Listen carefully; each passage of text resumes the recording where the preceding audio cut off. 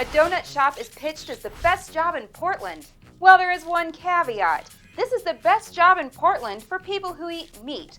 Otherwise, they don't want you, since they use the very trendy bacon in their recipes. The advertisement seen in Portland's Poach tells all the amazing reasons you should apply to work for Pip's Original Donuts.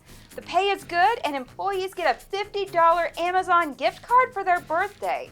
However, this donut shop in Portland, the birthplace of the hipster movement, still uses milk and eggs in their donuts. Therefore, the ad stipulates that applicants have no non-medical, non-religious dietary restrictions that would stop the potential employee from tasting the donuts to maintain quality control.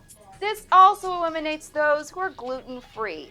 But my question is, if you don't eat donuts, why would you want to work in a donut shop? Wouldn't that be torture? Vegans are outraged at this so-called discrimination against them, and many have vowed on social media not to patronize this establishment anymore.